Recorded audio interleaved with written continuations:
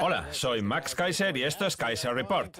Hoy vamos a profundizar aún más en la psicología, la física y la economía de las burbujas. ¡Ay, esas burbujas! ¿Es posible que estemos asistiendo a su muerte? ¿Al destino final de tanta burbujeante desdicha? De momento, no podemos más que especular. Aunque eso sí, con ayuda de Stacy. Bueno, vamos a seguir hablando del concepto que ya introdujo el otro día David Stockman, que el Banco Central, en este caso la Reserva Federal, y sus políticas son los que han generado el caos que tenemos a nuestro alrededor y las desigualdades de riqueza e ingresos, que a su vez están sembrando el descontento en la sociedad y haciendo que Estados Unidos se esté trampeando. Vamos a ver nuestro primer titular del día. Según Julian Robertson, figura legendaria de los fondos de cobertura, todo es una burbuja y acabará desembocando en el caos. El legendario gestor de fondos de cobertura Julian Robertson, director de Tiger Management, opina que los mercados financieros están repletos de burbujas alimentadas por los bancos centrales. Aunque los intereses en Estados Unidos todavía no han caído al terreno negativo, es un despropósito que se hayan rebajado tanto, declaró Robertson en el programa Bloomberg Surveillance, que emite la cadena en horario de máxima audiencia. Soy consciente de que los bancos centrales de todo el mundo tratan de garantizar la prosperidad, pero en su intento por conseguirlo están inflando una burbuja que acabará estallando y haciéndonos daño a todos.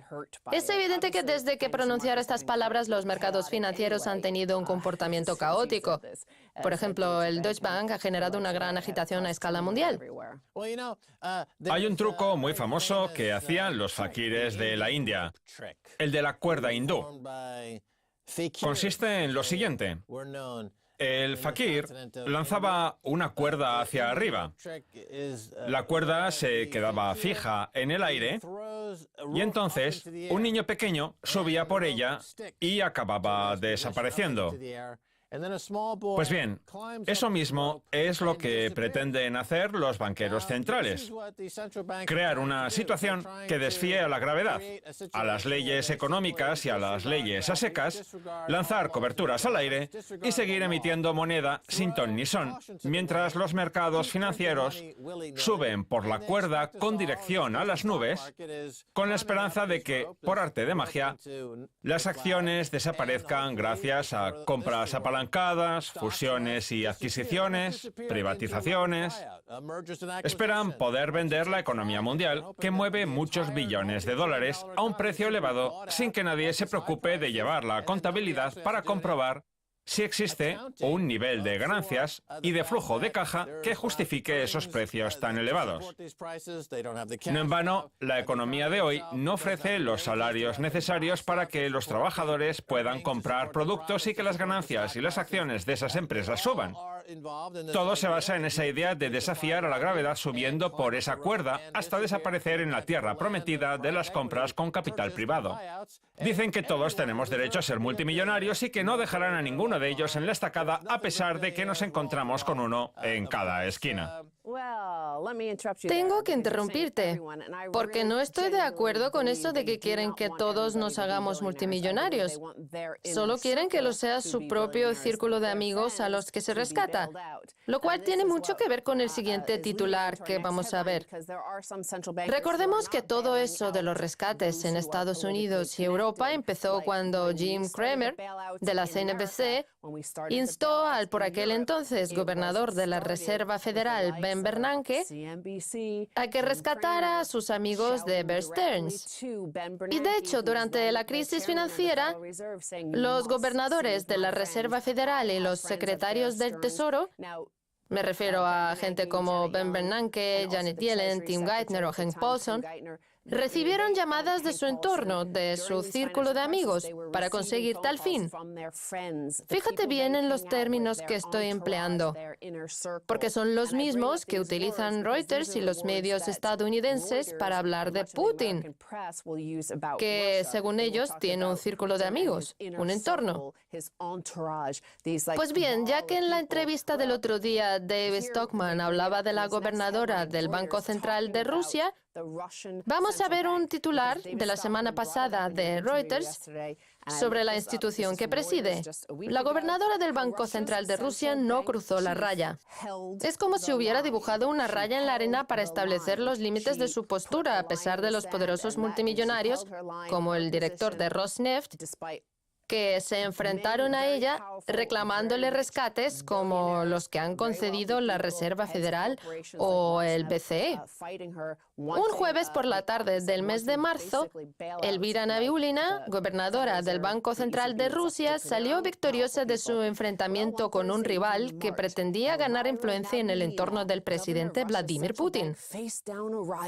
En una reunión presidida por Putin, el ministro de Economía, Alexei Ulukayev, buscó el beneplácito del presidente para que el Banco Central concediera 140.000 millones de rublos, unos 2.200 millones de dólares, a los bancos.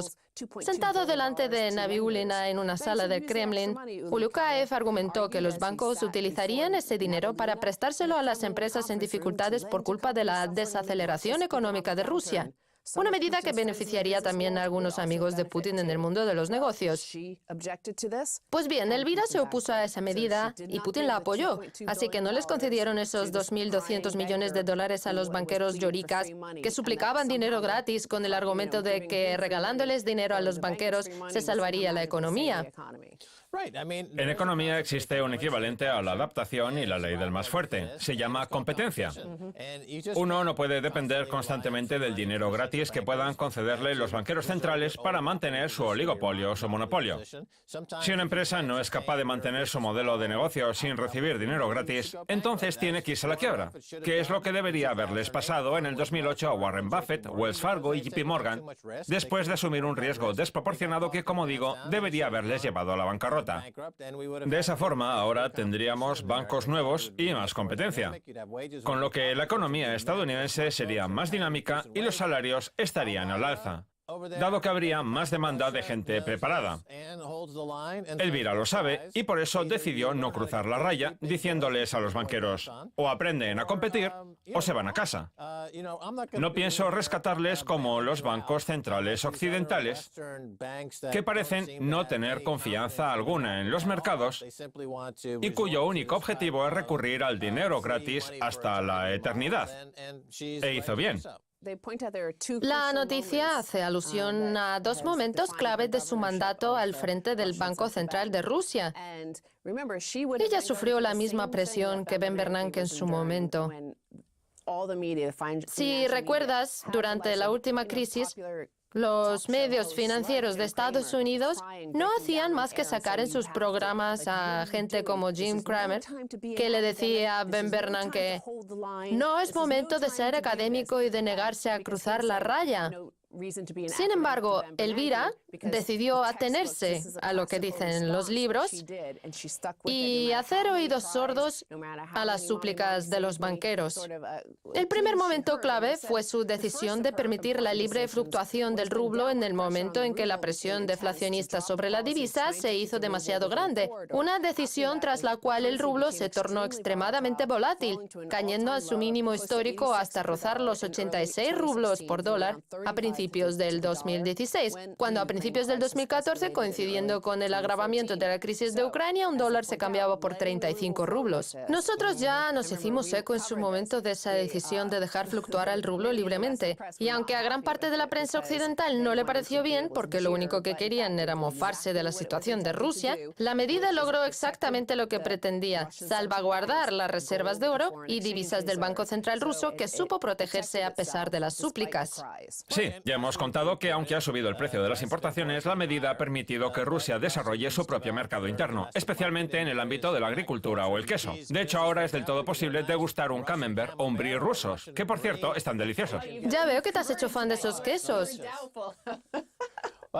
Y lo mismo puede decirse de los vinos o los caracoles rusos. Eso por no hablar del caviar, que ya lo tenían antes. El caso es que han desarrollado su propio mercado interno en un movimiento que ha resultado acertado por su parte. Eso es lo que debe hacer toda economía que quiera competir. Vamos a ver cuál fue el segundo momento clave de su mandato. La noche del 15 de diciembre del 2014, cuando el pánico se apoderaba del mercado de divisas ruso, el Banco Central anunció una subida de intereses del 6,5 hasta el 17%, una medida que amenazaba a los bancos con cosechar grandes pérdidas ante la dificultad que experimentarían sus clientes a la hora de saldar sus deudas teniendo que pagar un interés mayor. Aquí vemos una vez más que Elvira decidió no cruzar la raya haciendo algo parecido a lo que ya hizo Paul Volcker en 1900... ¿Cuándo fue? A principios de los 80. Y todos lo odiaron por ello. Obviamente. Los banqueros sobre todo. El 21 de agosto de 1971, Nixon cerró la ventana del oro, poniendo fin a la norma del oro. Una medida que provocó un aumento de la inflación y que los intereses del bono a 10 años se situaran en torno al 15 o al 16%. Pues bien, ¿qué fue lo que hizo Volcker para tratar de frenar la inflación? Subir los intereses, generando al principio momentos de dolor, pero sentando las bases de lo que luego sería este periodo alcista que hemos vivido en el mercado bursátil y en el mercado de deuda en los últimos 30 años. Lo que pasa es que otros tendrían que haber hecho lo mismo. Por ejemplo, Alan Greenspan cuando habló de una exuberancia irracional en los mercados o cuando se tiene un mercado de deuda desbocado. Los intereses no deberían pasar al terreno negativo, es un suicidio económico. Por último, la noticia hace referencia al segundo banco ruso. Andrei Kostin, director ejecutivo de VTB, el segundo mayor banco de Rusia y poderoso aliado de Putin, reconoció que los grandes bancos habían acudido al Kremlin a solicitarle al gobierno que tomara medidas que suavizaran sus pérdidas. Fíjate en que Reuters defiende a Kostin como un poderoso aliado de Putin. Pues bien, lo mismo puede decirse de Jamie Dimon respecto a Hillary o a Obama. Sin embargo, del Banco Central estadounidense, del problema que supone el hecho de que los banqueros sean aliados de los banqueros centrales, no hablan. Nos dijeron, vamos a respetar la política marcada por el Banco Central. El acceso al dinero será caro y no vamos a tomar medidas que contribuyan a aumentar la rentabilidad de los bancos, recordaba Kostin en una entrevista concedida a Reuters en junio. Nosotros contribuimos con el capital y ustedes han de ser quienes asuman las pérdidas. Todo eso después de que fuera a suplicarles a sus amigos del gobierno y que el gobierno le dijera, basta de súplicas. Durante la crisis del 2008, gente de Wall Street como Jamie Dimon, Warren Buffett o Lloyd Blankfein visitaron la Casa Blanca docenas de veces, más que nadie, a excepción quizás de los contratistas de defensa. Todos ellos forman parte de una misma camarilla de cómplices que dedican el dinero que ganan en Wall Street a financiar las campañas de reelección de ciertos políticos. Y el acuerdo tácito consiste en modificar la ley para que aún resulte más sencillo robarnos a todos. En fin, tenemos que irnos. Es hora de pasar a la segunda parte. Pero no cruzaremos la raya. Vi a alguien tambalearse, pero sin cruzar la raya. Era Elvira la rusa. ¿Esa canción es de Johnny Cash? No. Y por cierto, cantando así jamás te eran banquero central. Quédense con nosotros, no se pierda la segunda parte.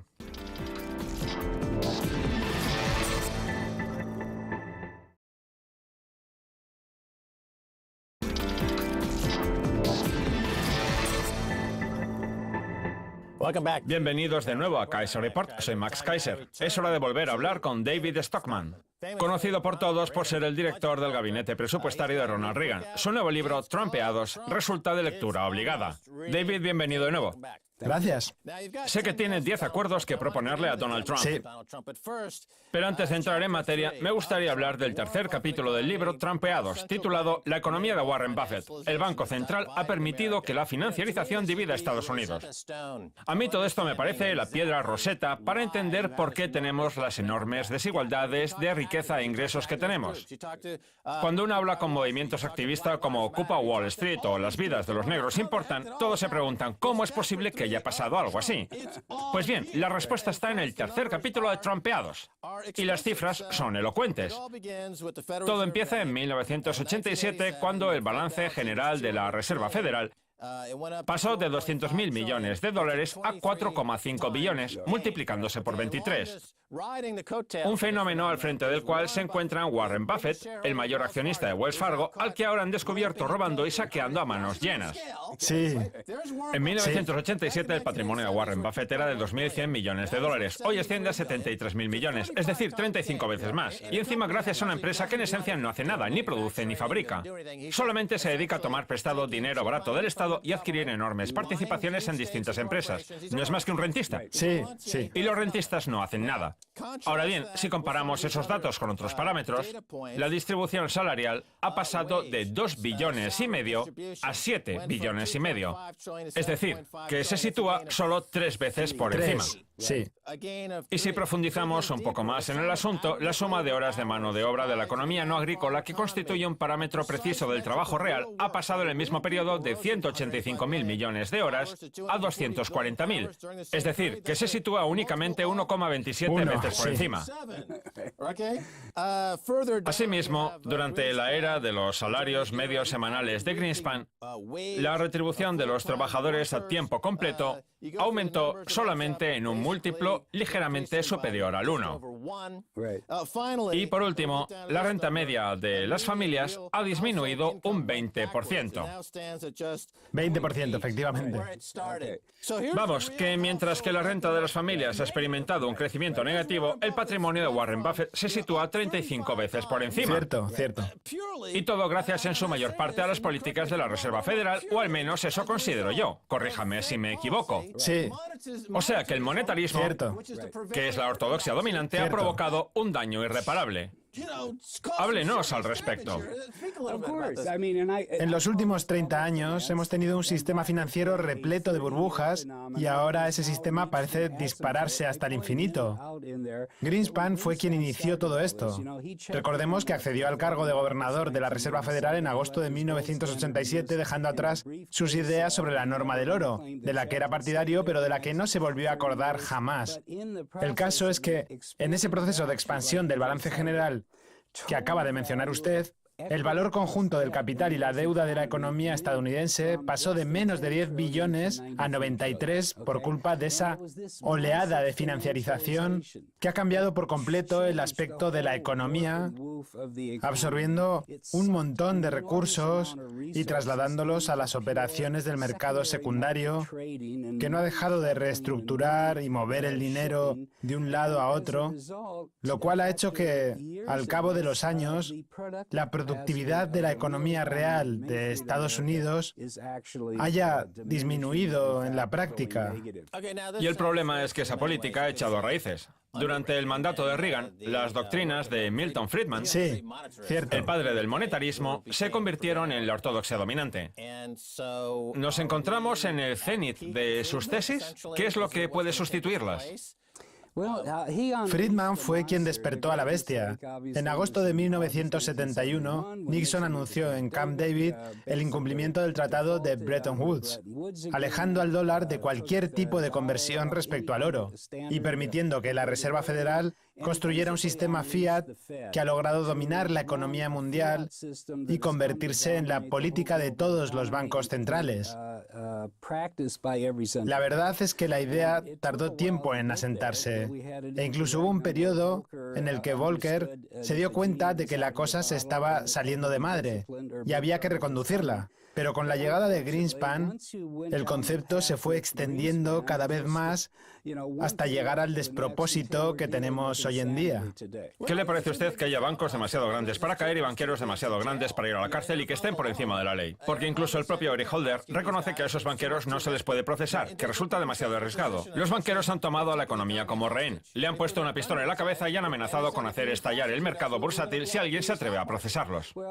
Esa es para mí una de las consecuencias de la financiarización, que la Reserva Federal se ha convertido en rehén de Wall Street, de los operadores de dinero rápido y de los robots, hasta el punto de tener miedo a su reacción si, tras 94 meses de continuas bajadas, se atreve a subir los intereses un cuarto de punto.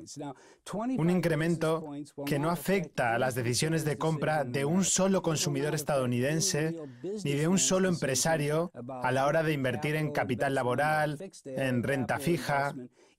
Solo afecta a los robots que operan en Wall Street. Y luego están los liberales keynesianos como Janet Yellen o Stanley Fischer, que han llegado a una situación de tal confusión que ya no saben qué hacer desde la sede de la Reserva Federal. En unas declaraciones recientes, Janet Yellen defendía que el precio de los activos es el que tiene que ser, mientras que en su debate con Hillary Clinton, Donald Trump decía que vivimos en una economía caracterizada por las burbujas. ¿Quién tiene razón? Evidentemente Trump. La mayoría de las cosas que dijo en el debate del otro día no tienen sentido, salvo cuando aseguró que tenemos un mercado falso, una economía ficticia dominada por una gran burbuja enorme y fea que en cuanto suban los intereses, por poco que sea, acabará saltando por los aires. Warren Buffett dijo una vez que existe una guerra de clases y la estamos ganando nosotros. Sí, bueno. No le avergüenza reconocerlo. Sí. Gracias a sus fraudes a escala industrial, Wells Fargo consiguió comprar Wachovia, que había blanqueado casi 400.000 millones para los cárteles de la droga mexicanos sin recibir castigo alguno. Un par de años después de la crisis y de los grandes rescates y la gran campaña de emisión de moneda que autorizó Bernanke, Warren Buffett escribió una carta a la Reserva Federal dándole las gracias por haber salvado al país en lo que constituye uno de los mayores ejercicios de hipocresía que jamás he visto, porque lo único que salvó la Reserva Federal fueron sus inversiones en Goldman Sachs, Wells Fargo y el resto de empresas en las que Berkshire Hathaway tiene algún tipo de participación. Yo lo llamo Sam Warren, el idiota santurrón. De hecho, en este capítulo del libro lo utilizo como símbolo del problema que tenemos. Puede ser un gestor de activos digno para una compañía de seguros de Omaha, pero nadie incrementa su patrimonio 35 veces en 29 años simplemente haciendo pasar lo que debería ser una cartera de bonos de unas manos a otras. Ese aumento de su patrimonio ha sido posible gracias a que él ha sido uno de los que ha propiciado esa burbuja. Una burbuja que ha hecho que exista un reducido porcentaje de la población que posee activos financieros por valor de billones de dólares. Es posible que hayan inventado nuevos productos, pero lo que está claro es que el valor actual de sus activos está 100 veces por encima de su valor real. Yo no sé si Facebook durará o no, aunque creo que es una herramienta que para los jóvenes está bien. Sí, pero cuando esos innovadores diseñan algo nuevo que rápidamente se hace popular... Lo que está claro es que Facebook no vale 400.000 millones. Ahí tenemos un ejemplo de la burbuja. Hemos distorsionado el capitalismo hasta tal punto que ya ha dejado de funcionar. Y como digo en el libro, está dejando al interior de Estados Unidos atrás. Recordemos el título del libro, Trumpeados. Su autor es David Stockman. Es director del gabinete presupuestario de Ronald Reagan. En fin, vamos a hablar ahora sí de los 10 acuerdos que propone el libro para Donald Trump. No nos queda mucho tiempo, así que seguramente no nos dé tiempo a ver los 10. Pero bueno, cuéntenos. A Trump le gusta autoproclamarse el mejor negociador del mundo. Pues bien, si quiere cambiar el curso de la historia de su país, lo que tiene que hacer es empezar firmando un acuerdo de paz. Algo que posiblemente ya tenga en mente, sellar un acuerdo con Putin que ponga fin definitivamente a la Guerra Fría, que deje claro que la OTAN está obsoleta, que haga que Rusia se comprometa a abordar el problema que hay en la parte oriental de Ucrania, la de habla rusa, mientras Estados Unidos se dedica a calmar los ánimos en la occidental, que fomente la cooperación entre ambos en el Medio Oriente, que ponga fin a la lucha que mantienen en Siria Rusia y Estados Unidos y que apoye a los chiíes que mantienen una rivalidad histórica tan fuerte con lo que ahora es el Estado Islámico que en 7 u 8 meses habrán acabado con él. Ese es el primer acuerdo. Pasemos al segundo. Solo me queda decir que con el primer acuerdo se reduciría drásticamente el presupuesto de defensa. El segundo acuerdo debería ser en el ámbito laboral. Contrariamente a lo que dice él, yo creo que después de todos los puestos de trabajo que hemos externalizado y de todo lo que hemos inflado la economía, lo que habría que hacer sería eliminar por completo los impuestos de los salarios, que al ser los más elevados del mundo, no pueden competir con los bienes y servicios que se producen en China o en la India. Con ese 15% se ahorrarían 1,1 billones al año. Pero no solo eso. Ese impuesto habría que sustituirlo por otro impuesto a las importaciones y al consumo. Reagan lo bajó, ¿no? No, desgraciadamente lo subió. Pero insisto, lo más conveniente en este momento es bajar los impuestos de los salarios de 160 millones de trabajadores. De esa forma se eliminaría esa pesada carga sobre los salarios y la economía se volvería algo más competitiva. El tercer acuerdo es lo que yo llamo un acuerdo por el dinero seguro, con el que básicamente se pondría fin a la Reserva Federal y al Comité Federal de Mercado Abierto. El Banco Central no debería comprar ni un solo dólar más de deuda pública. Lo que habría que hacer es recuperar la idea de Karl Glass y que la Reserva Federal pasara a ser un banco de banqueros, una fuente constante de liquidez que dejara que los mercados fueran quienes establecieran las tasas de interés. Y si alguien tiene una buena garantía que ofrecer, que pague una penalización por encima del precio de mercado. Si el mercado sube hasta el 30% en una situación de crisis, todavía mejor. Se convertiría en el ángel de la guarda de la economía, porque acabaría con los especuladores. ¿La Reserva Federal debería ser un fondo de cobertura? Ya lo es. Si pudiéramos darle un giro radical a la dirección de la Reserva Federal y que recuperara su propósito inicial, el mercado de capital volvería a convertirse en fuente de eficacia, crecimiento, productividad e innovación. Aquí el mayor problema lo constituye la Reserva Federal, y por lo menos Trump ya se ha atrevido a sacar el tema. Ese es el tercer acuerdo. El cuarto es un acuerdo por la libertad, que establecería que la guerra contra la droga ha sido el mayor fracaso y el mayor derroche de dinero en el que jamás se haya embarcado el gobierno federal. La razón por la que hay tanta violencia en las fronteras y en las ciudades del interior a las que ahora tanto se dirige Trump se debe a la ilegalización de las drogas, que ha generado beneficios por valor de decenas de miles de millones. Yo no digo que haya que construir un muro. Simplemente basta con decir que la guerra contra la droga ha terminado y acabar con instituciones como la Agencia Estadounidense contra el Narcotráfico, dejando que esas drogas se vendan en máquinas expendedoras. A lo mejor Philip Morris se ganaría un dinerillo, pero desde luego nadie moriría en el proceso. Ese es el cuarto acuerdo. El quinto consiste en una federalización de Estados Unidos. No puede ser que todo se controle desde Washington. Los grandes programas como el de cupones para alimentos o el Medicaid deberían volver a ser competencia de los estados, que tendrían que poder subir los impuestos para financiarlos. De esa forma, Washington se centraría en un abanico de asuntos más reducido. Tenemos que dejarlo aquí, David. Muchas gracias por haber estado en el programa. Ha sido un placer, gracias a usted. Muy bien, esto es todo por hoy en Kaiser Report. Somos Max Kaiser y Stacey Herbert. Quiero dar las gracias a nuestro invitado David Stockman, autor de este libro que ya se ha convertido en todo un clásico, Trumpeados, que en el tercer capítulo habla de la economía de Warren Buffett y que además propone 10 acuerdos para Donald Trump. Es un regalo estupendo para las próximas Navidades. Si quieren contactar con nosotros, escríbanos un tweet a Kaiser Report. Hasta la próxima. Adiós.